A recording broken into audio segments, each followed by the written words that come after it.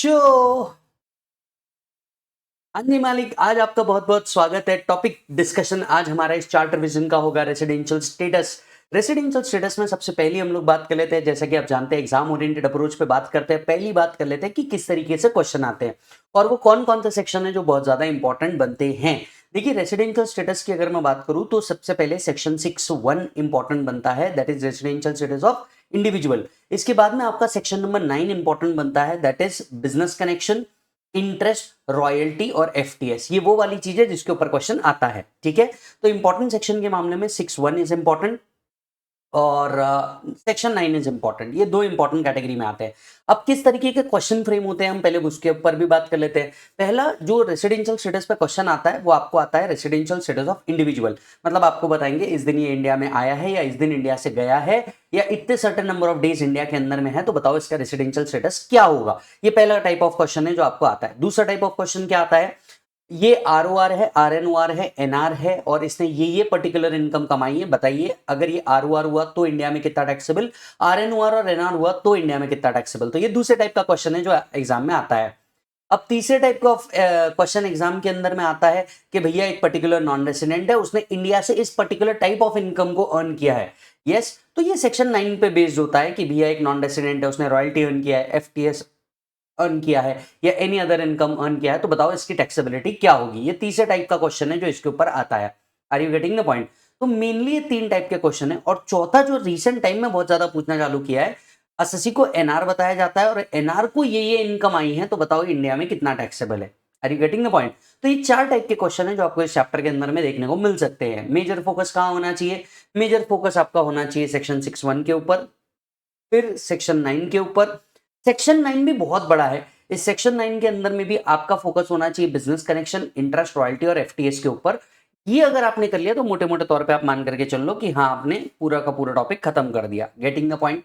अच्छा जी, अब इस टॉपिक का अप्रोच क्या होना चाहिए हमारा। जब भी आप ये चार्ट रिवीजन करेंगे उसके बाद आपको जाना है क्वेश्चन बैंक से क्वेश्चन को सॉल्व करना है, या फिर रेगुलर लेक्चर के अंदर में जो मैंने आपको क्वेश्चन सॉल्व कराए हैं वो आपको क्या करने हैं, पर्टिकुलरली सॉल्व करने हैं, क्योंकि उसमें ऑलमोस्ट हर टाइप का क्वेश्चन जो मैं आपसे डिस्कस कर रहा हूं वो आपके साथ कंप्लीट किया है हुआ मैंने। क्लियर है मालिक? चलिए बढ़ते हैं आगे।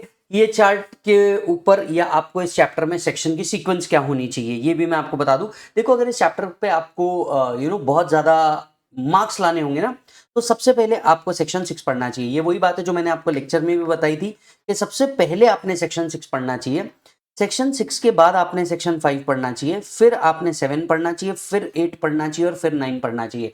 मतलब अगर इस चैप्टर को आपको दिमाग में नहीं दिल में उतारना है तो सीक्वेंस ये होनी चाहिए 6, 5, 7, 8, 9। इस तरीके से सीक्वेंस रखोगे तो ये चैप्टर आपको हमेशा मदद करेगा। और जैसा कि आप जानते हैं चार्ट बिल्कुल कम पेजेस के अंदर में बहुत ज्यादा आपको बेनिफिट देता है। और ये वीडियो अगर आपको वैल्यू क्रिएट करता है तो आप यहाँ पे लाइक करके जाएंगे और अपने दोस्तों को भी ये जरूर शेयर करेंगे। ठीक है मालिक? चलिए बढ़ते हैं आगे। सबसे पहले रेसिडेंशियल स्टेटस के कुछ बेसिक्स डिस्कस कर लेते हैं। सर, रेसिडेंशियल स्टेटस जो है ये हर कैटेगरी ऑफ पर्सन के लिए डिटरमाइन की जाती है। So it is determine for every category of person. Residential status आपको प्रीवियस ईयर के लिए डिटरमाइन करना पड़ता है, क्योंकि इनकम आप प्रीवियस ईयर की कंप्यूट कर रहे हैं तो आपको प्रीवियस ईयर के लिए कैलकुलेट करना पड़ता है। क्या residential status year by year change हो सकता है? Answer is yes, residential status year on year change हो सकता है। क्या एक व्यक्ति एक ज्यादा कंट्री में एक टाइम पे रेसिडेंट हो सकता है? Answer is yes. Residential status depend करता है आपके नंबर ऑफ डेज, आप कितने दिन रहते हैं। अब number of days, certain number of days आप अगर इंडिया में एंड पाकिस्तान में दोनों की कंडीशन सेटिस्फाई करते हैं तो आप दोनों की जगह रेसिडेंट हो सकते हैं at the same time. At the same time. क्या सिटीजनशिप और रेसिडेंशियल स्टेटस एक ही चीज है? आंसर इज नो, ये दोनों अलग अलग चीज है। सिटीजनशिप इज बाय बर्थ और taking the procedural aspect. Residential status आप किसी कंट्री में सर्टेन नंबर ऑफ डेज रहते हैं उस वजह से आपको मिलने वाला स्टेटस होता है। अब ओनर्स ऑफ प्रूफ किसके ऊपर है कि रेसिडेंट है या नहीं है? देखिए, इंडिविजुअल या कंपनी के केस में ये डिपार्टमेंट के ऊपर है कि वो प्रूव करके दे ये आदमी रेसिडेंट नहीं है। बाकी हर केस में जनरली वो क्या माना जाता है? रेसिडेंट ही माना जाता है। ठीक है सर। अब जनरली आप देखेंगे कि इंडिविजुअल का रेसिडेंशियल स्टेटस कैसे निकाला जाता है। सबसे पहले हम बात करते हैं इंडिविजुअल का रेसिडेंशियल स्टेटस किस तरीके से निकाला जाता है। अब ध्यान से सुनिए, एक इंडिविजुअल की अगर मैं बात करूं, जो हम बात कर रहे हैं सेक्शन 6(1) की, यस, तो हम सबसे पहले इंडिविजुअल का ही रेसिडेंशियल स्टेटस निकाल देते हैं। हम इंडिविजुअल का ही रेसिडेंशियल स्टेटस निकालते हैं। यहां पे आप मेरे साथ लिखेंगे सेक्शन 6(1) इंडिविजुअल, ठीक, इंडिविजुअल का ही रेसिडेंशियल स्टेटस अगर हम निकालें तो एक इंडिविजुअल को हम दो कैटेगरी में क्लासिफाई करते हैं, या तो वो रेसिडेंट हो सकता है या तो वो नॉन रेसिडेंट हो सकता है। तो 6(1) इंडिविजुअल या तो वो रेसिडेंट हो सकता है या तो वो नॉन रेसिडेंट हो सकता है, राइट। अब रेसिडेंट या नॉन रेसिडेंट कैसे डिटरमाइन होगा? सर्टेन नंबर ऑफ डेज पे। अगर दोनों में से एक भी कंडीशन सेटिस्फाई कर देता है, एनी वर्ड लिखा है यहाँ पे, अगर दोनों में से वो एक भी कंडीशन सेटिस्फाई कर देता है तो वो रेसिडेंट माना जाएगा। कौन सी दो कंडीशन है? पहला, he stays in India for 182 days और मोर इन प्रीवियस ईयर। अगर प्रीवियस ईयर के अंदर में वो एटलीस्ट 182 डेज या उससे ज्यादा रहता है तो वो क्या माना जाएगा? रेसिडेंट माना जाएगा। अच्छा, क्या यहाँ पे कंटिन्यूस स्टे इंपॉर्टेंट है? Answer is no. Continuous 182 days रहने की जरूरत नहीं है। क्या एक ही प्लेस पे रहना है? Continuous stay at one place चाहिए? The answer is no. वो किसी भी तरीके से रह सकता है। 182 डेज उसको कुल मिलाकर के प्रीवियस ईयर में रेसिडेंट रहना है। Yes, so stage in India for 182 days और मोर इन प्रीवियस ईयर, और 60 days in previous year and 365 days in 4 previous preceding year। At least 60 days previous year के अंदर में रहे and 365 days 4 previous preceding years के अंदर में रहे तो वो रेसिडेंट माना जाएगा। अब यहाँ पे जो ये 4 previous preceding year लिखा है ये कॉन्टिन्यूअस होना चाहिए। कैसा होना चाहिए बेटा? कंटिन्यूअस 4 previous preceding year होना चाहिए। सो 182 डेज वाली कंडीशन या तो उसको सेटिस्फाई करनी है या फिर at least 60 days and 364 days in 4 previous preceding year, तो वो क्या बन जाएगा? रेसिडेंट बन जाएगा। इन दोनों में से अगर एक भी कंडीशन सेटिस्फाई होती है तो ठीक है, नहीं तो वो कौन बन जाएगा? नॉन रेसिडेंट बन जाएगा। If individual does not satisfy any of the basic condition then straight away हम उसको कहां क्लासिफाई करेंगे? नॉन रेसिडेंट के अंदर में क्लासिफाई करेंगे। सो एक इंडिविजुअल या तो रेसिडेंट हो सकता है या तो नॉन रेसिडेंट हो सकता है। रेसिडेंट बनने के लिए उसको दोनों में से कोई भी एक कंडीशन को क्या करना है? सेटिस्फाई करना है। अब जब हम रेसिडेंशियल स्टेटस कंप्यूट करते हैं तो इसके कुछ एक्सेप्शंस भी है, जो एक्सेप्शंस भी हम लोगों को पढ़ लेने चाहिए। क्या एक्सेप्शंस है सर? सबसे पहला आता है, तीन व्यक्तियों के लिए, तीन लोगों के लिए रेसिडेंट का मतलब है only 182 days. That is for these 3 people, अगर आप एटलीस्ट 182 डेज इंडिया में रहते हैं तो रेसिडेंट, अदरवाइज नॉन रेसिडेंट। मतलब इन तीन लोगों के लिए वो जो 60 डेज वाला कंडीशन है वो एप्लीकेबल नहीं है। अच्छा जी, कौन से तीन लोग हैं? पहला, person living India for employment. अगर कोई इंडिया से बाहर जा रहा है एम्प्लॉयमेंट के लिए, इंक्लूडिंग सेल्फ एम्प्लॉयमेंट के लिए, तो 182 डेज है इंडिया में तो resident, otherwise non resident. Yes, इसके ऊपर आपको क्वेश्चन कैसे पूछा जाता है, आप मॉड्यूल देखेंगे या हमारे नोट्स देखेंगे तो उसके अंदर में आपको एक आध क्वेश्चन आपको मिल जाएगा, that Vijay is living India for the purpose of job in Australia, Egypt etcetera, and he is living on this particular date. अब आपको क्या करना है? कैलकुलेट करना है कि क्या जितने दिन वो इंडिया में है वो 182 है तो resident, otherwise non resident. Clear है? तो person shall be treated as resident if he stays in for 182 days or more, else he remain non-resident। पहला, person living India for employment। दूसरा, ship crew member। तीसरा, person of Indian origin। हम इसे POB कहते हैं, PIO। हम इसे क्या कहते हैं बेटा? POB कहते हैं, that is person of Indian origin। तो ध्यान से सुनिएगा, तीन लोग, person living India for employment, दूसरा शिप क्रू मेंबर, तीसरा पर्सन ऑफ इंडियन ओरिजिन। ये तीन लोग अगर 182 डेज इंडिया में है तो रेसिडेंट, अदरवाइज नॉन रेसिडेंट। अब आप ये पूछेंगे कि सर ये पर्सन ऑफ इंडियन ओरिजिन क्या होता है? कोई भी व्यक्ति को हम पर्सन ऑफ इंडियन ओरिजिन या PIO तब कहते हैं जब वो पर्सन या उसके पेरेंट्स या ग्रैंड पेरेंट्स अनडिवाइडेड इंडिया में बॉर्न हुए होंगे। तो विजय या विजय के पेरेंट्स या विजय के ग्रैंड पेरेंट्स अनडिवाइडेड इंडिया में बॉर्न हुए होंगे तो हम उसे पर्सन ऑफ इंडियन ओरिजिन कहते हैं।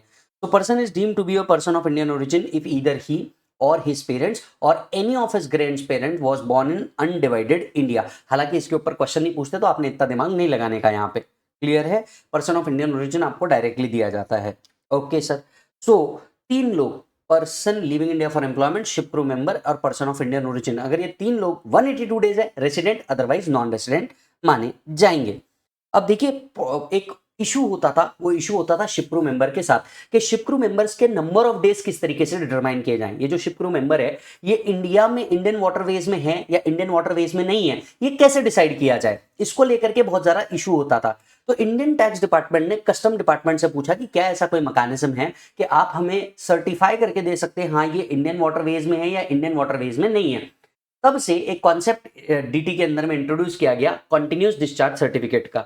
ये कंटिन्यूस डिस्चार्ज सर्टिफिकेट क्या होता है? देखिए, जो शिप क्रू मेंबर्स होते हैं ना, इनको कस्टम एक्ट के तहत एक सर्टिफिकेट मिलता है that how many number of days they are in India, how many number of days they are in India, बराबर है। अगर ये नंबर ऑफ डेज इंडिया के अंदर में जो वो है वो 182 है तो रेसिडेंट, अदरवाइज नॉन रेसिडेंट। पर ये जो कंटिन्यूस डिस्चार्ज सर्टिफिकेट होता है ये सर्टिफाई नहीं करता कि आप इंडिया में हैं या नहीं, ये सर्टिफिकेट ये सर्टिफाई करता है कि आप कितने दिन आउटसाइड इंडिया में हैं। मतलब बैलेंस नंबर ऑफ डेज कहां माना जाएगा? इंडिया में माना जाएगा। Let me give an example. मान लीजिए अगर कोई शिप क्रू मेंबर है, let's say Vijay is a ship crew member, और विजय क्या करता है, विजय के पास कंटिन्यूस डिस्चार्ज सर्टिफिकेट है और इस सर्टिफिकेट में लेट्स से लिखा हुआ है 60 डेज। तो कैलकुलेशन आपको पता है कैसे किया जाएगा?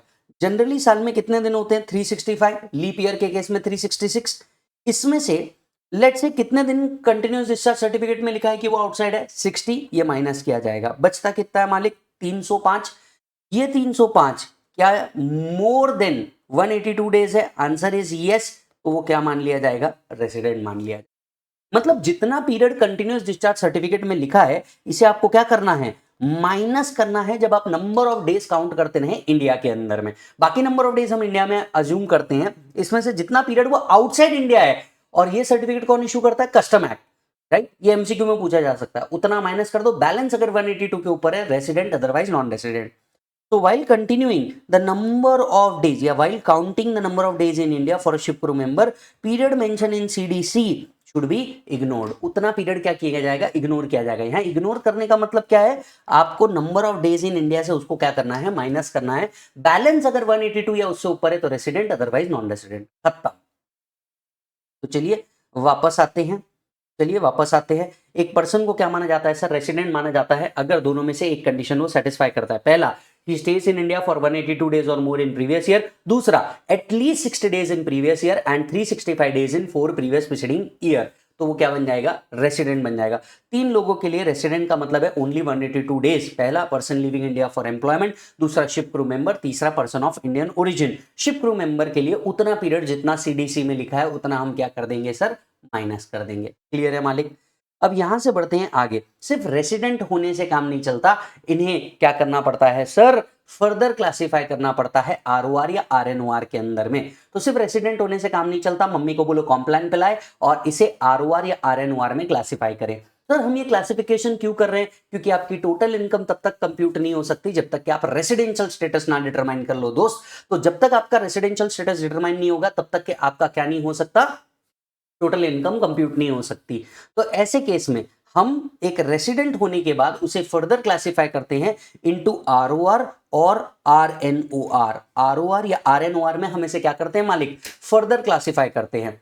आरओआर का मतलब होता है रेसिडेंट, ऑर्डिनरीली रेसिडेंट। आरएनओआर का मतलब होता है resident, not ordinarily resident.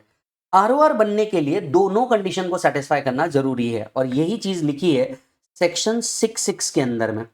Section 66 आपको आरओआर की दोनों कंडीशन को प्रोवाइड करता है। क्या कंडीशन है सर? पहली कंडीशन, बोथ कंडीशन को सेटिस्फाई करनी पड़ेगी। कैसी बेटा? बोथ कंडीशन को सेटिस्फाई करनी पड़ेगी। Condition number 1, he is resident in any 2 out of 10 previous preceding year. क्या वर्ड लिखा है? एनी 2। 10 में से कोई भी 2 साल में आप रेसिडेंट होने चाहिए, और रेसिडेंट होने की कंडीशन क्या है? दोनों में से कोई भी एक। तो कोई भी 10 साल में से 2 साल आप रेसिडेंट बन जाएं तो आपको हम आरओआर में क्लासिफाई कर देंगे। 10 में से कोई भी 2 साल अगर आप रेसिडेंट बन जाते हैं तो हम आपको क्या क्लासिफाई करेंगे? आरओआर। एंड क्या लिखा है बेटा? And he has been in India for 730 days और more in 7 previous preceding year. और इंडिया में एटलीस्ट उनको कितने दिन रहना है? 730 डेज और more in 7 previous preceding year. 730 days और more in 7 previous preceding year. 7 साल में से 730 डेज एटलीस्ट आपने कहां रहना है? इंडिया के अंदर में रहना है। अगर ये दोनों कंडीशन आप सेटिस्फाई कर देते हैं दोस्त तो आप क्या माने जाएंगे? आरओआर माने जाएंगे। यस। चलो वापस से कंडीशन को देखो। कंडीशन क्या बोलती है? कंडीशन बोलती है कि भैया he must be resident for any 2, क्या बोल रहा है वो? Any 2 out of 10 previous preceding year and he is in India for 730 days in 7 previous preceding year. Right? अगर ये दोनों कंडीशन सेटिस्फाई होती है तो रेसिडेंट माना जाएगा, अदरवाइज वो क्या माना जाएगा सर? आरएनओआर की तरफ बढ़ जाएगा। सो अगर आरएनओआर कब माना जाएगा? अगर वो एक नॉन रेसिडेंट हो जाता है 9 आउट ऑफ 10, क्योंकि आरओआर बनने के लिए तो 2 आउट ऑफ 10 इंडिया में चाहिए, तो 9 आउट ऑफ 10 अगर वो नॉन रेसिडेंट है तो वैसे ही वो आरएनओआर है। दूसरा, अगर वो इंडिया में 729 डेज या उससे कम है तो वो वैसे ही आरएनओआर हो गया, क्योंकि एटलीस्ट आरओआर बनने के लिए उसको कितने दिन रुकना था इंडिया में? 730 डेज रुकना था। एटलीस्ट कितने दिन रुकना था इंडिया में? 730 डेज रुकना था एवरीबॉडी।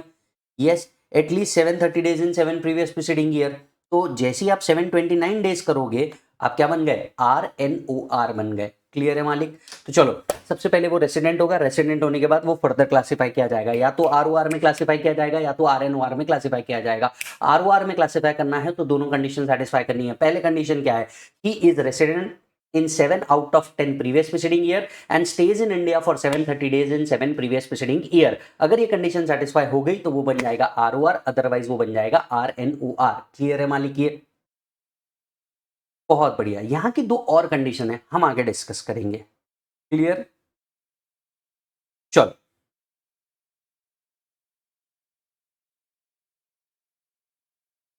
पर्सन जो इंडिविजुअल है हम उसे आरओआर या आरएनओआर में क्लासिफाई करते हैं। अब इसी के साथ साथ एक और कॉन्सेप्ट आता है, इसी के साथ साथ एक और कॉन्सेप्ट आता है, वो है डीम्ड रेसिडेंट का।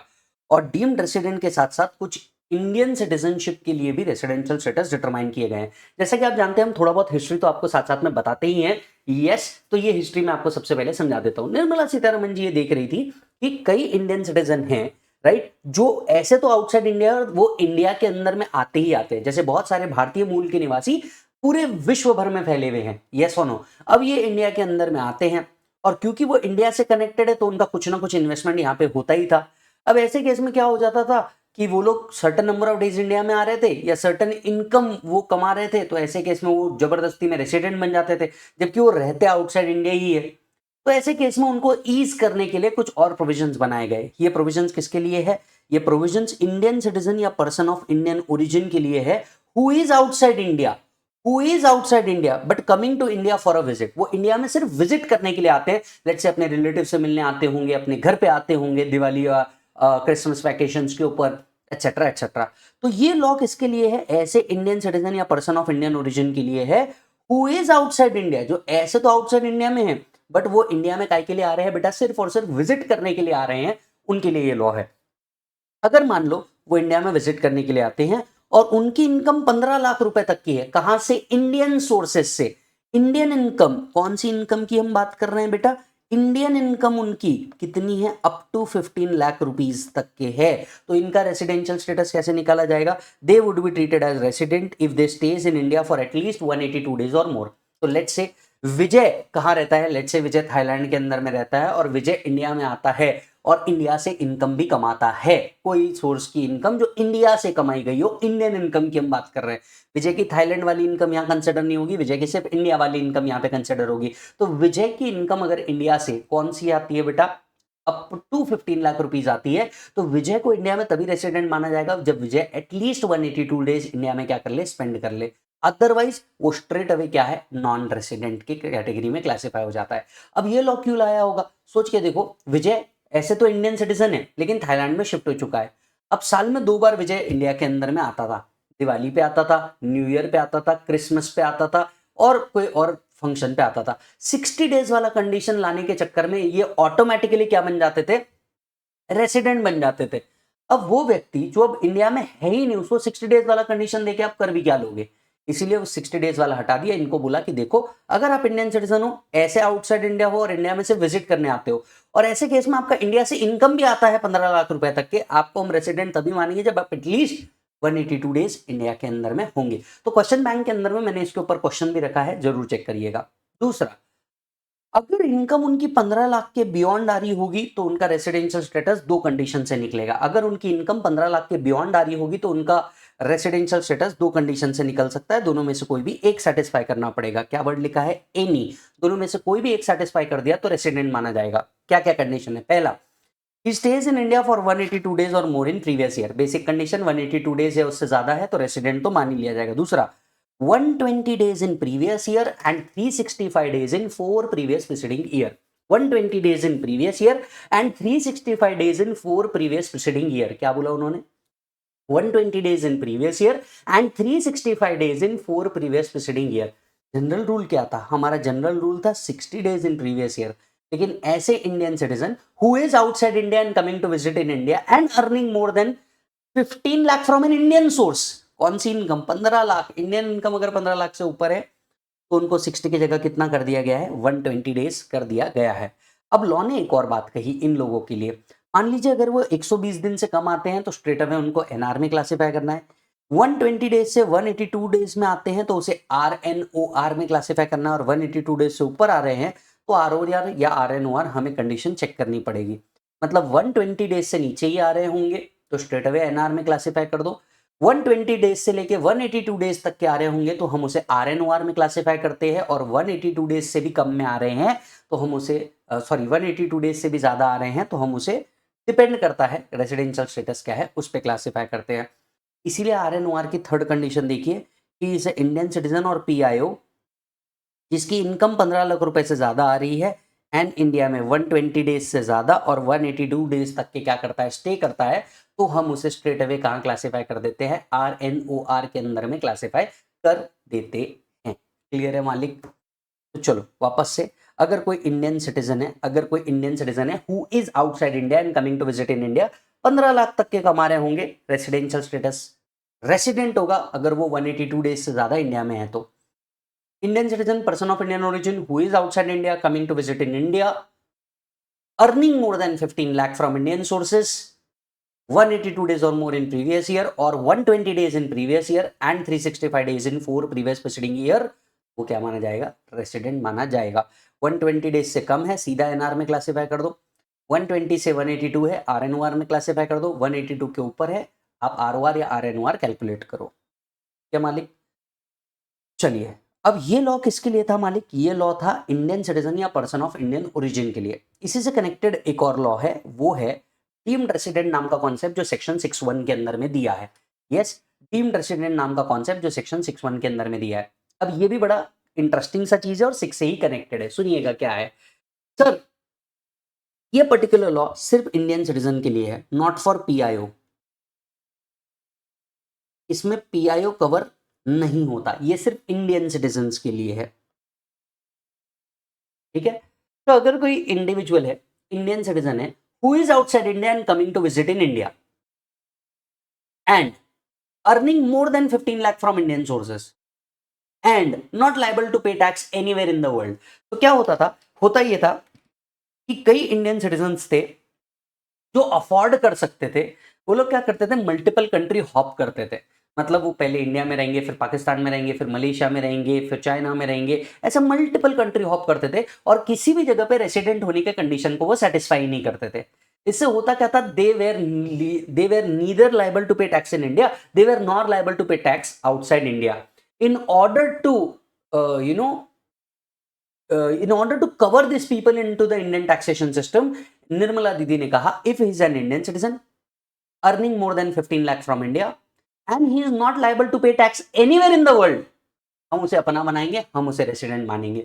यस, मतलब अगर वो कहीं भी और टैक्स पे करने के लिए लायबल नहीं है तो इंडिया में वो इंडियन सिटीजन डीम्ड रेसिडेंट के कैटेगरी में आ जाएगा. और फर्दर क्लासिफाई करते हुए कहा कि अगर ये डीम्ड रेसिडेंट बन जाता है तो वो स्ट्रेट अवे आरएनओआर में क्लासिफाई हो जाएगा. अगर वो डीम्ड रेसिडेंट बन जाता है 61A के हिसाब से तो वो डीम्ड रेसिडेंट क्या हो जाएगा? आरएनओआर में सीधा क्लासिफाई हो जाएगा. चेक करिए.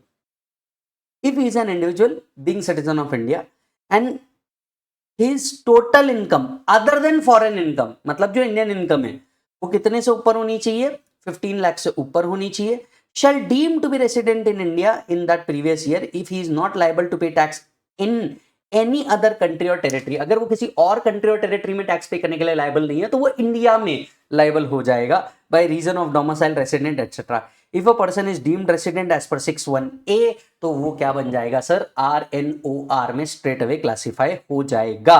तो यहां देखिए RNOR का लास्ट पॉइंट यही है, अगर वो डीम्ड रेसिडेंट बन जाता है तो वो स्ट्रेट अवे RNOR में क्लासिफाई हो जाएगा. तो RNOR की कितनी कंडीशन हो गई? 4 कंडीशन हो गई. पहला, अगर वो 61 की कंडीशन 66 की कंडीशन सेटिस्फाई नहीं करता, मतलब he is non resident for 9 out of 10 years. दूसरा, he is staying in India for 729 days or less. तीसरा, ही is an Indian citizen, person of Indian origin, earning more than 15 lakh in India, staying between 120 days and 182 days. और चौथा, अगर वो deemed resident है 6(1)(a) के हिसाब से तो भी वो RNOR में क्लासिफाई हो जाएगा। यस, तो एक इंडिविजुअल को अगर हम ध्यान से देखें, एक इंडिविजुअल का क्लासिफिकेशन क्या है, पहले उसे रेसिडेंट या नॉन रेसिडेंट में क्लासिफाई करो, रेसिडेंट में क्लासिफाई करने के बाद आप इसे ROR RNOR के अंदर में क्लासिफाई करो, राइट, और उस हिसाब से क्या निकलेगा, उसका रेसिडेंशियल स्टेटस निकलेगा। क्लियर है? चेक करो एक बार फट से।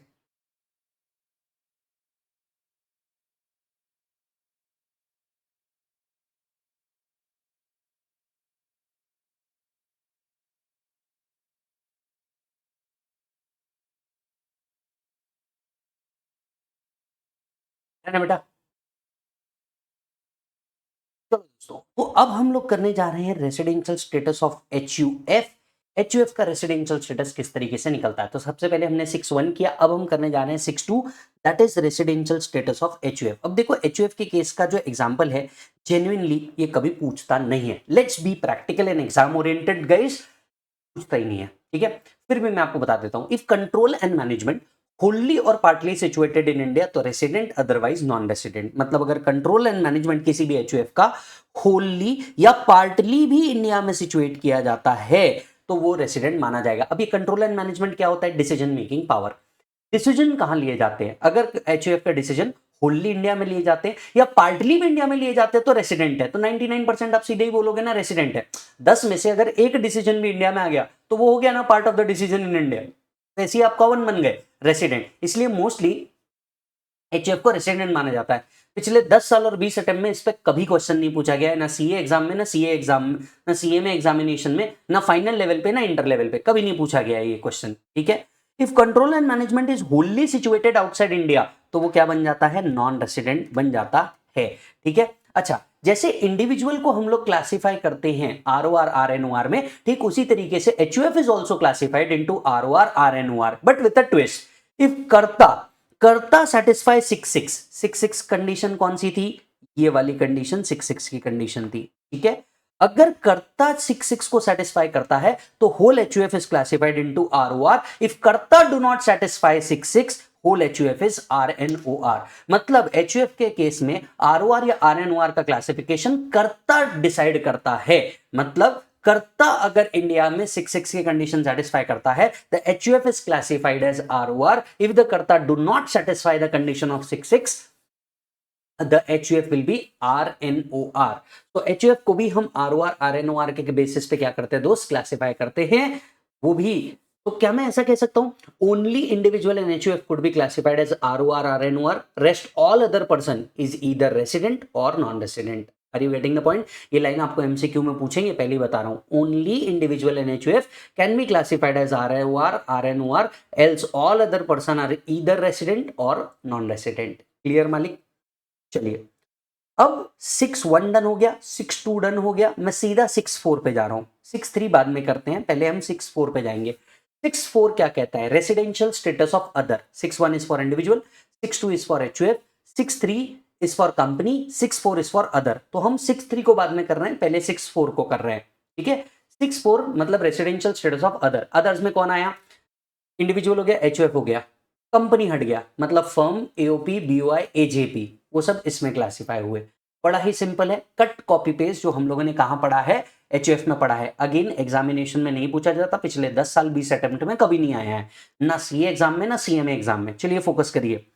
अगर कंट्रोल एंड मैनेजमेंट होली और पार्टली इंडिया में सिचुएटेड है तो वो रेसिडेंट है, अदरवाइज नॉन रेसिडेंट है। तो 10 में से अगर एक डिसीजन भी पार्टनरशिप फर्म का इंडिया में हो जाता है तो मालिक वो कौन है? रेसिडेंट है, अदरवाइज वो नॉन रेसिडेंट है। अगर 10 के 10 डिसीजन आउटसाइड इंडिया हुए वो non resident. Are you getting the point? चलो, तो ये था आपका residential status for individual, residential status for HUF, residential status for others.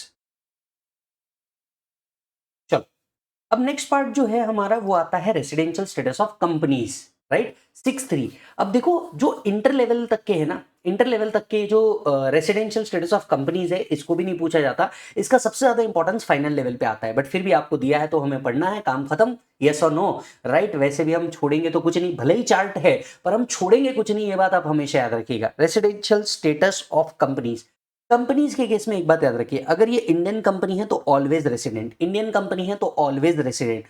Foreign company के केस में पोयम अगर इंडिया में है तो रेसिडेंट, पोयम अगर आउटसाइड इंडिया है तो नॉन रेसिडेंट। अब आपके मन में सवाल उठेगा, भाई साहब ये पोयम क्या है? पोयम का मतलब होता है प्लेस ऑफ इफेक्टिव मैनेजमेंट। क्या बोला जाता है? इसे कहा जाता है poem, place of effective management. हालांकि ये प्लेस ऑफ इफेक्टिव मैनेजमेंट कैसे निकलता है, ये कंसेप्ट आपको फाइनल में कवर है, इंटर में कवर नहीं है। इंटर में आपको सिर्फ और सिर्फ इतना कवर है, इतना ही पढ़ना है। इंडियन कंपनी है ऑलवेज रेसिडेंट, फॉरेन कंपनी का पोयम इंडिया में है तो रेसिडेंट, पोयम आउटसाइड इंडिया है तो नॉन रेसिडेंट। काम खत्म। आपको इंटर लेवल पे रेसिडेंशियल स्टेटस ऑफ कंपनीज में इतना ही पढ़ना है। The concept of POEM is covered in finals. Getting the point? Check कर लो इसको एक बार।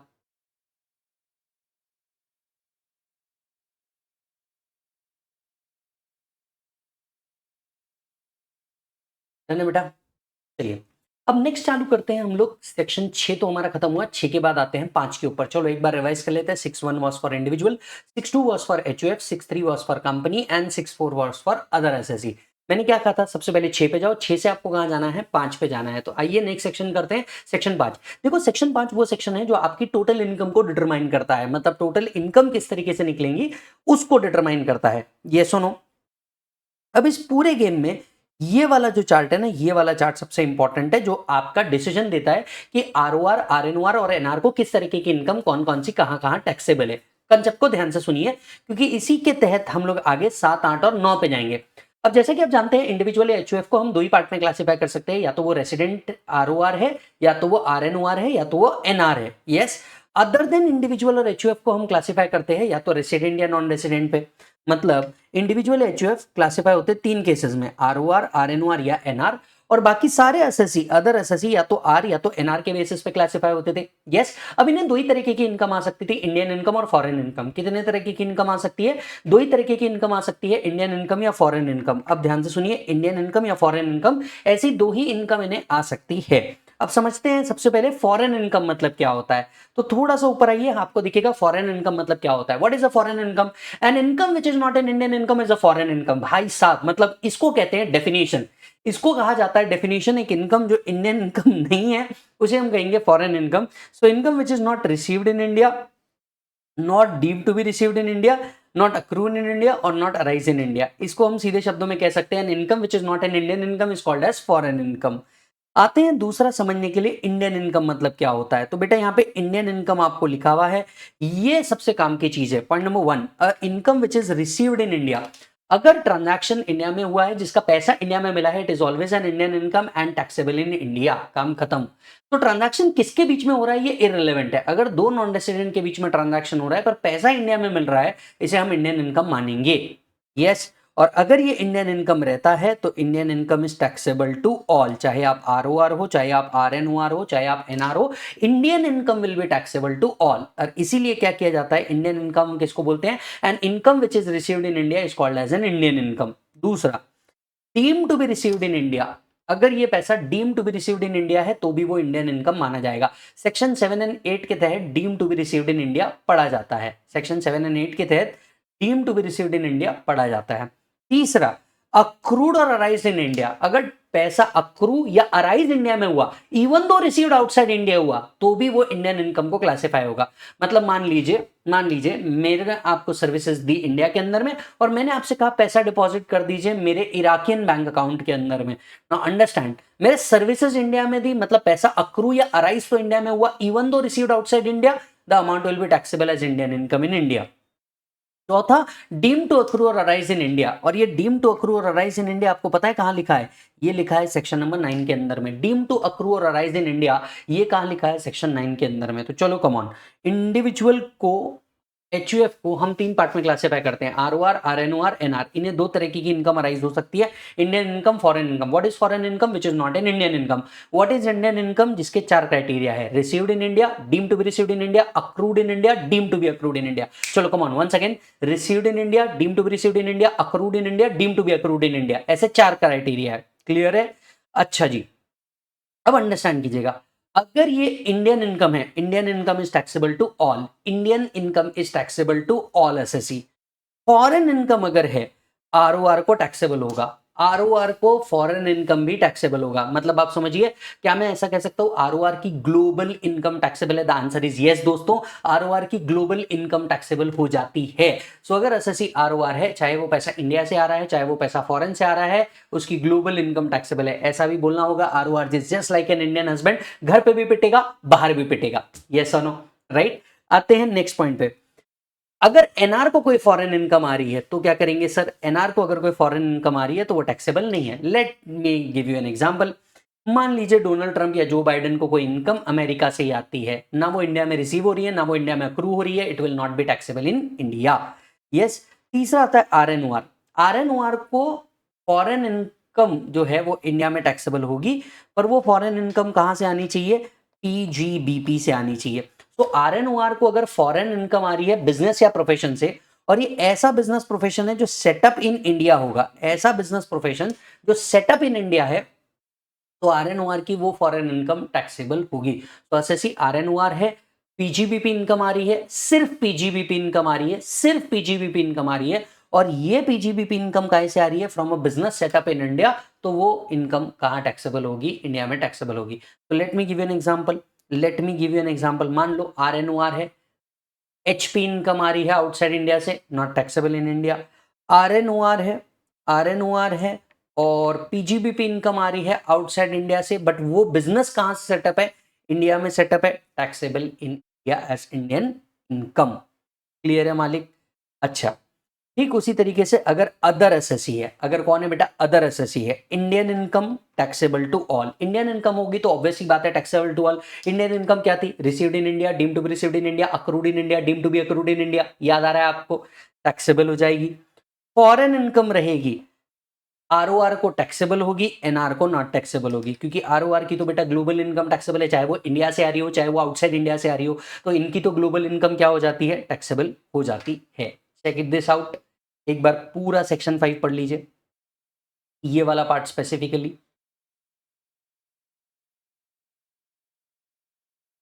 डन है बेटा? चलिए अब आते हैं रेमिटेंस को समझने के लिए। ये रेमिटेंस क्या होता है? अब देखिए, मान के चलिए आप प्रोफेशनल बन गए। यस, आप प्रोफेशनल बनने के बाद आपको जो जॉब मिला वो दुबई के अंदर में मिला, आप पहुंच गए दुबई, लेकिन आपको हमेशा से रहा कि नहीं यार, माता पिता ने मुझे मेरा जीवन दिया है और माता पिता ने मुझे मेरा सब कुछ दिया है, मैं माता पिता को कुछ पैसे भेजूंगा। तो आप क्या करते हैं? आप वहां से 50,000 रुपए हर मंथ अपने मम्मी पापा को इंडिया में रेमिट करते हैं। अब कमाया आपने, और आपने कमाने के बाद उसको क्या कर दिया? इंडिया में रेमिट कर दिया 50,000 रुपए एवरी मंथ। अब क्या ये रेमिटेंस मॉम डैड के हाथ में टैक्सेबल होगा क्या? ये समझने वाली बात है। The answer is no. देखिए, अगर रेमिटेंस आप अप्रूव्ड मोड में करते हैं, ये अप्रूव्ड मोड क्या है? जैसा आरबीआई ने बताया हुआ है, तो आपने बराबर बैंकिंग चैनल के थ्रू क्या किया है? यहाँ पे इंडिया में भेजा है। अब टैक्सेबिलिटी किसके हाथ में होनी चाहिए थी? आपके हाथ में। आप जिसको रेमिट कर रहे हैं उसके हाथ में इसकी टैक्सेबिलिटी नहीं आने वाली। तो अगर आपने पैसा रेमिट इंडिया में किया, इट इज एग्जम्प्ट। अगर ये अप्रूव्ड मोड से है, हालांकि अनअप्रूव्ड मोड से है, तो ये क्या हो जाएगा? टैक्सेबल हो जाएगा। मतलब मान लीजिए आपने छुप छुपा करके हवाला कर दिया, जिस दिन पकड़ा जाएगा उस दिन इंडिया में क्या हो जाएगा? टैक्सेबल हो जाएगा। हालांकि एक जनरल चीज जो आपको याद रखनी है, remittance in India is totally exempt. Are you getting the point? Remittance in India is totally exempt. अब हम आते हैं, समझते हैं हमको इंडियन इनकम 4 प्रकार की मिली थी मालिक। हमको इंडियन इनकम कितनी मिली थी? 4 प्रकार की मिली थी। Received in India, deem to be received in India, accrued in India, deem to be accrued in India. अब रिसीव्ड इन इंडिया तो बड़ा क्लियर है, पैसा अगर इंडिया में मिला होगा तो वो इंडियन इनकम माना जाएगा। हाँ यहाँ बराबर। What do you mean by deemed to be received in India? Deemed to be received in India section 7 के अंदर में लिखा है। तो सेक्शन 7 आपको बताता है deemed to be received in India कब माना जाएगा, राइट? 4 केसेस में जो मोस्टली सैलरी से कनेक्टेड है उनके ऊपर ध्यान दीजिएगा। अगर कंट्रीब्यूशन करता है एम्प्लॉयर एम्प्लॉय के अकाउंट में बियॉन्ड 12% ऑफ सैलरी, तो ये deem to be received in India माना जाएगा। मतलब एम्प्लॉय को ना देकर के उसके बिहाफ में अगर रिकॉग्नाइज प्रोविडेंट फंड में भी आपने पैसा डाल दिया और ये बियॉन्ड 12% ऑफ सैलरी है, तो आपके हाथ में ये deem to be received in India and taxable in India माना जाएगा। अब आपके मन में सवाल उठेगा कि सर बियॉन्ड 12% क्यों? याद करके देखिए, अप टू 12% ऑफ सैलरी तो वो एग्जम्प्ट है। तो contribution made by employer to RPF, RPF का मतलब recognise provident fund, beyond 12% of salary क्या है बेटा? टैक्सेबल, क्योंकि अप टू 12% ऑफ सैलरी वो क्या है, एग्जाम।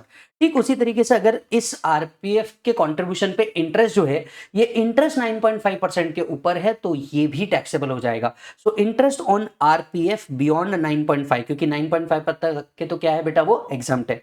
तीसरा, transfer from URPF to RPF, अगर आप अनरिकॉग्नाइज्ड प्रोविडेंट फंड को रिकॉग्नाइज्ड प्रोविडेंट फंड में कन्वर्ट कर देते हैं तो ऐसे केस में ये जो कन्वर्जन है ये भी deem to be received in India माना जाएगा और टैक्सेबल इन इंडिया माना जाएगा। And contribution to pension scheme, employer employee के बिहाफ में अगर पेंशन स्कीम में कंट्रीब्यूट कर रहा है तो ये deem to be received in India माना जाएगा। अब ये deem to be received in India है, मतलब ये इंडियन इनकम बन गई और Indian income will be taxable to all. समझ में आ रही है बात बेटा? यस। तो deem to be received in India के अंदर में 4 पार्ट। पहला, contribution to RPF beyond 12% of salary, interest on RPF beyond 9.5% of salary, तीसरा transfer from URPF to RPF, और चौथा contribution to the pension scheme. ये सभी के सभी deem to be received in India माने जाएंगे और अगर ये deem to be received in India है तो ये टैक्सेबल इन इंडिया हो जाएंगे। क्लियर है? अब आते हैं सेक्शन 8 और सेक्शन 9। सेक्शन 8 आपको बताता है taxability of dividend, taxability of dividend जो हम डिविडेंड पढ़ते वक्त ऑलरेडी देखते हैं। और सेक्शन 9 में उसका टैक्सेबिलिटी किस तरीके से होगा वो देखेंगे। तो इंडियन इनकम के 4 क्राइटेरिया थे, received in India, deem to be received in India, accrued in India, deem to be accrued in India. बराबर है? अब हम चलते हैं सेक्शन 9, डीम टू अक्रू और अराइज इन इंडिया। अब देखो ये लिस्ट में 10 आइटम है। कितने आइटम है बेटा? 10। और इसको एक एक करके देखना होगा, इस 10 आइटम को एक एक करके देखना होगा। इसमें से एग्जाम पॉइंट ऑफ व्यू से कौन कौन सा इंपॉर्टेंट है मैं आपको बता देता हूं। पहला बिजनेस कनेक्शन, दूसरा इंटरेस्ट, तीसरा रॉयल्टी, चौथा एफटीएस। ये एग्जाम पॉइंट ऑफ व्यू से सबसे ज्यादा रेलेवेंट बनता है। Getting the point? ये एग्जाम पॉइंट ऑफ व्यू से सबसे ज्यादा रेलेवेंट बनता है। हालांकि हम इसको इस सीक्वेंस में नहीं पढ़ेंगे, हम इसको एक एक पॉइंट करके पढ़ेंगे। सबसे पहले एक बात समझ लीजिए, हम पढ़ रहे हैं सेक्शन 9 और सेक्शन 9 नॉन रेसिडेंट के लिए है। नॉन रेसिडेंट को अगर इस टाइप की इनकम रिसीव होती है तो वो इंडिया में इंडियन इनकम कंसिडर की जाएगी and if it is an Indian income it will be taxable to all. तो सेक्शन 9 किसके लिए है? नॉन रेसिडेंट के लिए। क्या याद रखोगे? सेक्शन 9 किसके लिए है? बिल्कुल सही, नॉन रेसिडेंट के लिए है। सबसे पहले बात कर लेते हैं हम सैलरी अर्न इन इंडिया की। पहले एक बार ये लिस्ट देखो जरा, चेक कर ली बेटा लिस्ट? चलो आओ फोकस करो। अब अगर इस लिस्ट को देखेंगे तो हमने जब चार्ट बनाया तो उसमें जो इंपॉर्टेंट पॉइंट है उसका ही ब्रीफ एक्सप्लेनेशन दिया। बाकी सब इस लिस्ट के अंदर में कवर किया हुआ है तो इसका कोई ब्रीफ एक्सप्लेनेशन हम लोगों ने नहीं रखा। लेकिन जैसे बिजनेस कनेक्शन हो गया, इंटरेस्ट, रॉयल्टी, एफटीएस, जिसके ऊपर बहुत फ्रीक्वेंटली अब तक के क्वेश्चन आए हैं और आएंगे, उसको ही हमने चार्ट के अंदर में आगे रखा है। बाकी सब इस लिस्ट के अंदर में कवर है और उससे ज्यादा का एक्सप्लेनेशन इस पर लगेगा नहीं। तो एक्सप्लेनेशन में आपको पूरा दूंगा, ध्यान से सुनिएगा। पहला, सैलरी अर्न इन इंडिया। मान लीजिए अगर कोई नॉन रेसिडेंट है जो सैलरी इंडिया में अर्न कर रहा है, कोई नॉन रेसिडेंट है जो सैलरी कहां अर्न कर रहा है? इंडिया के अंदर में अर्न कर रहा है, that salary will deem to accrue और arise in India and taxable as Indian income. तो मान लीजिए अगर कोई नॉन रेसिडेंट है वो इंडिया में जॉब करता है और यहां पे सैलरी अर्न करता है, it is an income deem to accrue और arise in India. Even though उसको सैलरी का जो क्रेडिट है वो आउटसाइड इंडिया मिल रहा होगा, पर अगर जॉब वो इंडिया में कर रहा है तो इनकम डीम टू अक्रू और arise in India and taxable in India. दूसरा आता है salary from a government to Indian citizen for services rendered outside India.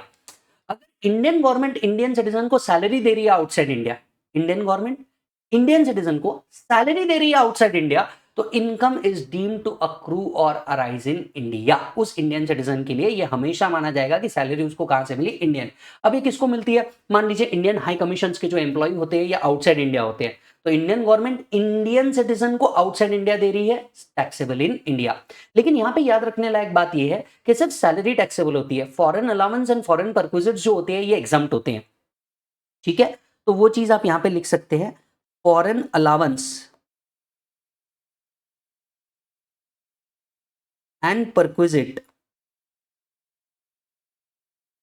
is exempt. Salary is what which is taxable. Foreign allowance and foreign perquisite जो होते हैं ये क्या होते हैं? एग्जम्प्ट होते हैं। तीसरा अंडरस्टैंड करते हैं dividend from an Indian company.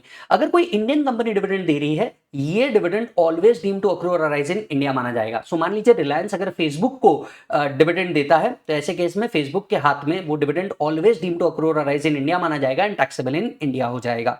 ठीक है, चौथा आता है इनकम फ्रॉम एनी प्रॉपर्टी और एसेट सिचुएटेड इन इंडिया। अगर कोई इंडिया में एसेट सिचुएटेड है और इस एसेट से कोई इनकम आती है तो वो इनकम इंडियन इनकम में क्लासिफाई होगी। For example for example non resident की कोई प्रॉपर्टी इंडिया में है और वहां से कोई रेंटल इनकम अराइज होती है, तो yes this income will accrue और arise in India even though it is received outside India but taxable in India.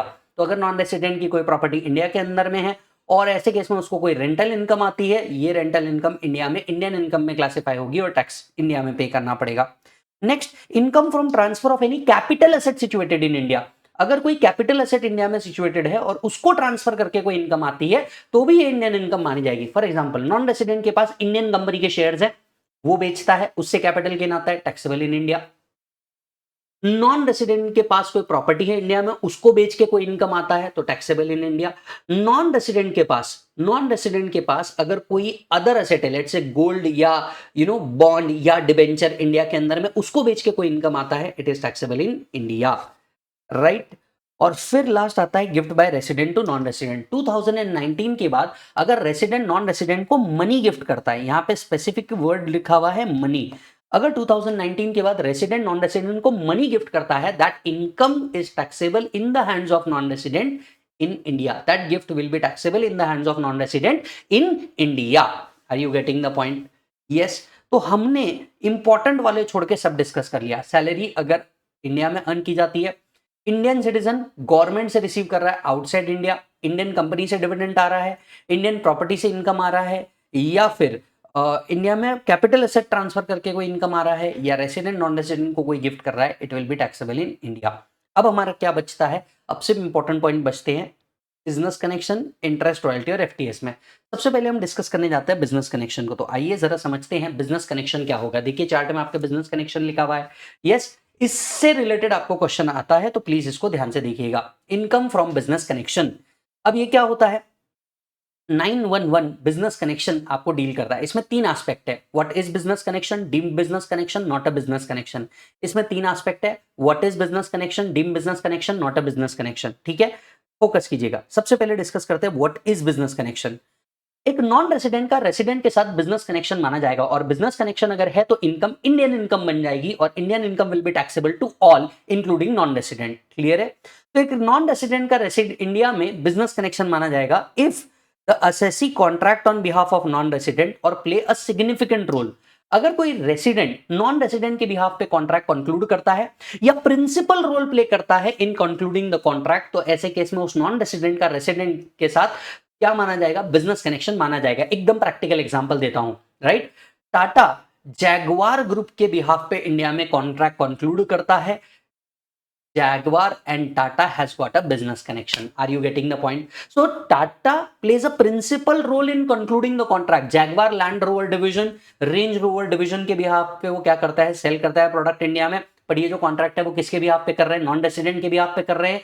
यहाँ पे इन दोनों के बीच में क्या माना जाएगा? Business connection. तो Land Rover division, Jaguar division जितना इनकम इंडिया से अर्न कर रहा है वो टैक्सेबल होगा कहां पे बेटा? इंडिया में। Why? Because there is a business connection. Second, or maintain stock on behalf of non resident. अगर नॉन रेसिडेंट के बिहाफ पे स्टॉक भी मेंटेन करता है, राइट, तो भी ये क्या माना जाएगा? बिजनेस कनेक्शन माना जाएगा। सो मान लीजिए अगर जैसे एक छोटा सा एग्जांपल देता हूं आपको, Domino's and Jubilant Food. Jubilant Food Domino's की बिहाफ पे इंडिया में क्या मेंटेन करता है? स्टॉक मेंटेन करता है, और जितने डोमिनोज के स्टोर है वहां पे वो लोग क्या करते हैं? रिफिल करते हैं स्टॉक को। तो अगर आप देखेंगे जुबलियांट फूड एंड डोमिनोज के बीच में क्या माना जाएगा? बिजनेस कनेक्शन माना जाएगा। अब जितना डोमिनोज इंडिया से कमा रहा है, he is liable to pay tax in India. फिर तीसरा आता है secure order on behalf of non resident. यहां पे लिखिए Holi and exclusively, only and exclusively. अगर कोई resident Holi and exclusively secure करता है ऑर्डर किसी नॉन रेसिडेंट के लिए, तो ये क्या माना जाएगा? बिजनेस कनेक्शन माना जाएगा। हालांकि अगर wholly and exclusively order secure नहीं करता, अब जैसे मैं आपको एक बात बताता हूं, मान लीजिए अगर मुझे फॉरेन जाना है तो मैं टिकट कैसे बुक करता हूं? मेक माई इंडिया से मैं टिकट बुक करता हूं, राइट। सो मैं गया मेक माई इंडिया पे, और मेक माई इंडिया पे जाकर के मैंने क्या कर दिया? लेट्स से दुबई में होटल भुज अल अरब में क्या कर दिया? बुकिंग कर दी। अब अंडरस्टैंड कीजिएगा, क्या make my India exclusively order book कर रहा है फॉर द पर्पस ऑफ भुज Al Arab? The answer is no, क्योंकि वो तो और भी होटल के लिए कर रहा है। यस, तो क्योंकि ऑर्डर होली मेनली सिक्योर नहीं हो रहा, so there will not be any business connection between make my India, sorry make my trip and भुज अल अरब। लेकिन अगर मान लीजिए कोई वेबसाइट है, लेट्स से विजय.com, ये Holi and exclusively order booking लेता है किसके लिए? होटल भुज अल अरब के लिए। तो मान लिया जाएगा विजय.com एंड भुज Al Arab has got a business connection. तो अगर wholly and mainly order secure किया जाता है तो ही बिजनेस कनेक्शन माना जाता है, अदरवाइज बिजनेस कनेक्शन नहीं माना जाता।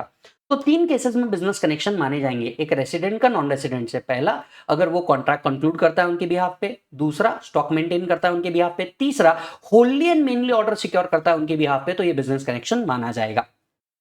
फर्दर, डीम्ड बिजनेस कनेक्शन है। हम डीम करेंगे कि इन दो लोगों के बीच में बिजनेस कनेक्शन है अगर किसी भी नॉन रेसिडेंट का इंडिया में सिग्निफिकेंट इकोनॉमिक प्रेजेंस रहता है। कौन सा वर्ड बोला मैंने, वापस बोलो, सिग्निफिकेंट इकोनॉमिक प्रेजेंस इंडिया के अंदर में रहता है, तो ये मान लिया जाएगा डीम बिजनेस कनेक्शन है। सिग्निफिकेंट इकोनॉमिक प्रेजेंस इंडिया के अंदर में रहता है दोस्त, तो मान लिया जाएगा क्या है, डीम्ड बिजनेस कनेक्शन है। अब ये सिग्निफिकेंट इकोनॉमिक प्रेजेंस कब माना जाएगा? तो significant economic presence in India is deemed to be business connection. पहला, if the assessee download of data, software purchase or sales amount to exceeds 2 crore rupees in the previous year। अगर कोई non resident India में काय में engage है, software में engage है, purchase में एंगेज है, सेल ऑफ गुड्स में एंगेज है, डाउनलोड ऑफ डेटा सर्विसेज में एंगेज है, और इससे आने वाली अमाउंट एक प्रिस्क्राइब लिमिट के ऊपर जाती है। एज ऑफ नाउ ये प्रिस्क्राइब लिमिट 2 करोड़ रुपए है। तो अगर कोई नॉन रेसिडेंट है, इंडिया में गुड्स सेल करके इनकम कमा रहा है, या सॉफ्टवेयर सेल करके इनकम कमा रहा है, या download of data services provide करके इनकम कमा रहा है, और ये प्रिस्क्राइब लिमिट के ऊपर जा रही है, as on prescribe limit 2 crore rupees है, तो ये बिजनेस कनेक्शन माना जाएगा। Let me give you an example. मान लीजिए Amazon.com, अब ये क्या कर रहा है इंडिया में? क्या गुड सेल कर रहा है? Answer is yes. और क्या गुड सेल करके एटलीस्ट 2 करोड़ रुपए के इनकम कमा रहा होगा बड़े आराम से? तो भैया Amazon का इंडिया में बिजनेस कनेक्शन है, मान लिया जाएगा, and they will be liable to pay tax in India. Further, download of data. अब आप मुझे बताइए, Amazon प्राइम आप क्या कर रहे हैं? Download of data services provide कर रहे हैं, जहां से कोई भी वीडियो डाउनलोड कर सकता है।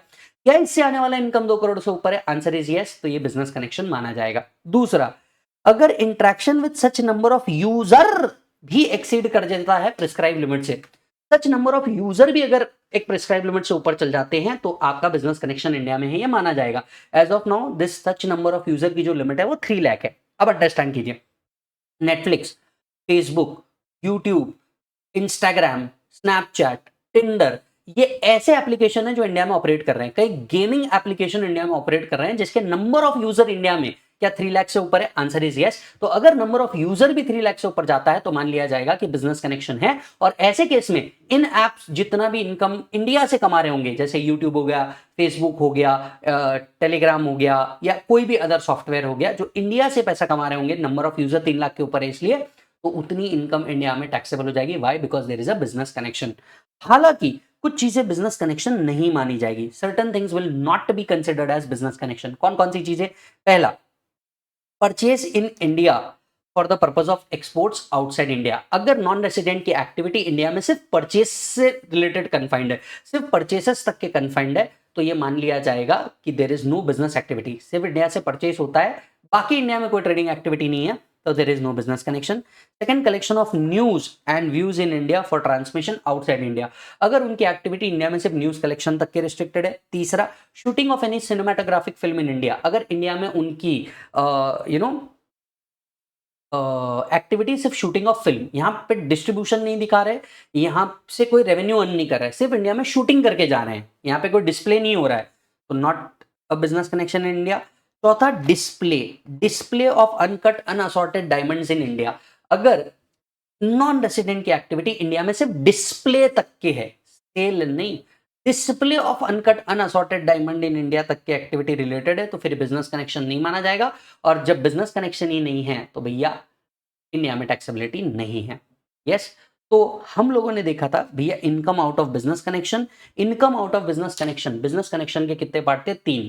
Business connection, deemed business connection, not a business connection. Check कीजिए,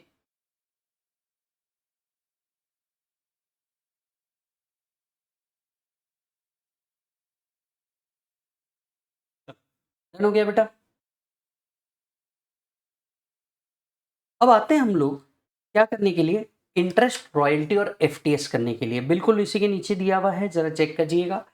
मान लो अगर कोई नॉन रेसिडेंट है जो क्या कमा रहा है सर? इंटरेस्ट कमा रहा है। कहां से कमा रहा है? इंडियन गवर्नमेंट से कमा रहा है, या रेसिडेंट इंडियन से कमा रहा है, या नॉन रेसिडेंट से ही कमा रहा है but who has a business in India.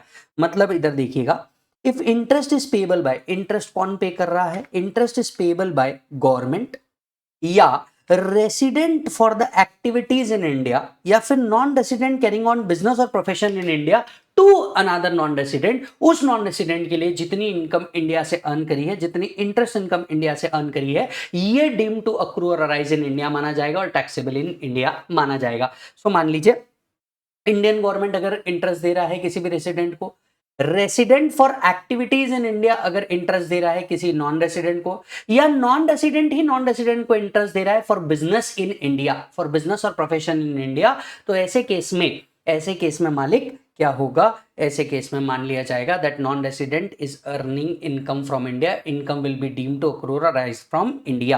हालांकि इसके दो एक्सेप्शन है। पहला एक्सेप्शन है, if NR pays interest for activity other than business और profession in India it will not be taxable in India. So मान करके चलो अगर कोई एनआर है, और वो क्या कर रहा है सर, वो इंटरेस्ट पे कर रहा है for activity other than business in India, तो वो टैक्सेबल नहीं होगा। दूसरा, अगर रेसिडेंट है वो आउटसाइड इंडिया एनआर को क्या कर रहा है, इंटरेस्ट दे रहा है, तो ना अक्रू और अराइज इन इंडिया हो रहा, ना रिसीव्ड इन इंडिया हो रहा, तो वो भी टैक्सेबल नहीं होगा। If resident pays interest to NR outside India, तो ना वो इंडिया में अक्रू हो रहा है, ना वो इंडिया में अराइज हो रहा है, तो इंडिया में टैक्सेबिलिटी भी नहीं आएगा। I hope you are understanding this. Yes, तो ध्यान से देखिएगा इंटरेस्ट की टैक्सेबिलिटी क्या है। इंटरेस्ट की टैक्सेबिलिटी ऐसी है, अगर गवर्नमेंट नॉन रेसिडेंट को दे रहा है, रेसिडेंट नॉन रेसिडेंट को दे रहा है फॉर एक्टिविटीज इन इंडिया, या नॉन रेसिडेंट को दे रहा है फॉर बिजनेस इन इंडिया, तो वो इंटरेस्ट एनआर के हाथ में क्या माना जाएगा, टैक्सेबल माना जाएगा। चेक करिए। नेक्स्ट एक्टिविटी आती है हमारे पास रॉयल्टी की। अब ये जो रॉयल्टी है ना, इसको बहुत बार पूछा जाता है। अब आपको एक बात बताओ, रॉयल्टी जो है आपका, इसको आपको डिफाइन भी करके रखा है, एक बहुत बड़ी डेफिनेशन भी दे रखी है रॉयल्टी की। हालांकि मैं आपसे कहूंगा रॉयल्टी आपको ऑलरेडी प्रॉब्लम में बताया होता है, और आपको कभी भी क्या नहीं करना है, रॉयल्टी की डेफिनेशन को लर्न करने की जरूरत नहीं है। हमेशा आपको क्लियर कट रॉयल्टी बता के दिया जाता है और वही आपको पढ़ना होता है, तो इसके अलावा आपने कुछ भी दिमाग नहीं लगाना चाहिए। अब रॉयल्टी हम कब कहेंगे, मान लीजिए इंडियन गवर्नमेंट नॉन रेसिडेंट को कोई रॉयल्टी दे रहा है, या रेसिडेंट नॉन रेसिडेंट को कोई रॉयल्टी दे रहा है फॉर बिजनेस इन इंडिया और एक्टिविटीज इन इंडिया, या नॉन रेसिडेंट को कोई रॉयल्टी दे रहा है फॉर बिजनेस और प्रोफेशन इन इंडिया, तो ये रॉयल्टी एनआर के हाथ में deem to be received in India माना जाएगा और टैक्सेबल इन इंडिया हो जाएगा। तो वापस से सुनिए, गवर्नमेंट अगर किसको दे रहा है, नॉन रेसिडेंट को दे रहा है Indian government, resident non resident को दे रहा है फॉर एक्टिविटीज इन इंडिया, या non resident another non resident को दे रहा है फॉर बिजनेस और प्रोफेशन इन इंडिया, वही बात है जो हमने कहां पढ़ी थी, इंटरेस्ट के लिए पढ़ी थी। The income will deem to accrue और arise in the hands of non resident in India and it will be taxable in India. Clear है? तो रॉयल्टी इंडियन गवर्नमेंट दे, रेसिडेंट पर्सन दे, या फिर एनआर दे for the purpose of business or profession carried out in India, then such royalty is treated as deemed to accrue or arise in India।